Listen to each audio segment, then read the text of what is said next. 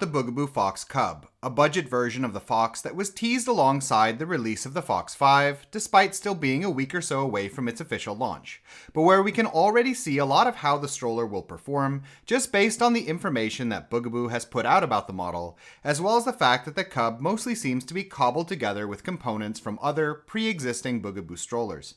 And in this video then, we're going to explore 3 areas that we feel will give a good sense of how the model will be to use in the real world. The chassis, the model's expected driving performance, based on factors like wheel size and suspension, and the seat frame, the design of which in this case will affect how comfortable the model is to use.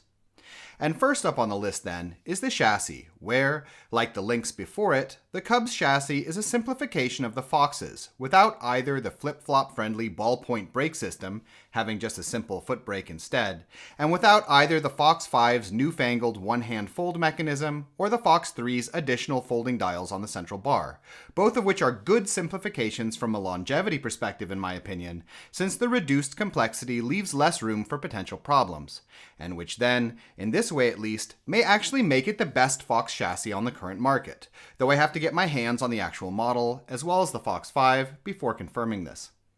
On top of the simplicity of the Cub's chassis, the model also has suspension built into the central bar like the Fox, and maintains almost the same general dimensions, meaning that it will have the same wide wheelbase, which is one of the keys to the Fox's easy maneuverability. And while the model does have slightly smaller wheels than the Fox 3 or the Fox 5, less than an inch off with both the front and rear wheels, they're still quite large versus the wider market. 8 inches in the front and 11.5 in the rear, meaning that the Cub will most likely perform nearly as well as the regular Fox models in terms of both being light to steer on smoother streets and in its ability to tackle rougher terrain.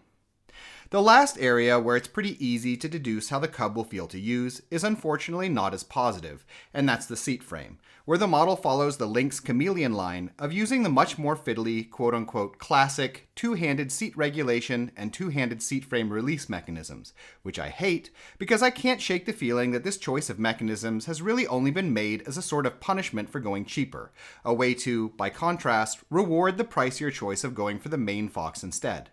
These mechanisms make reclining and removing the seat a lot less comfortable, in comparison to the now nearly ubiquitous use on the wider market of memory buttons and the lever on the back of the seat frame design. And, having disassembled both types of frames on Bugaboo models before, in my opinion, there's no significant advantage to be had here in terms of using simpler internal mechanisms, and I also highly doubt that there's much of a difference in production cost either.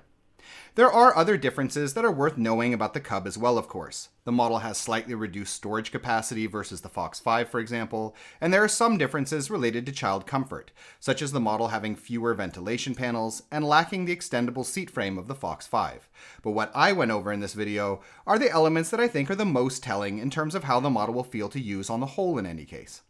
I'm personally not a huge fan of the idea of premium manufacturers reducing functionality and performance seemingly just to sell at a cheaper price point. Frankly, when I heard the word Cub, I'd hoped that the model would be a lot smaller. But if there is enough interest in the Cub, then we can buy it in the future and take a proper look.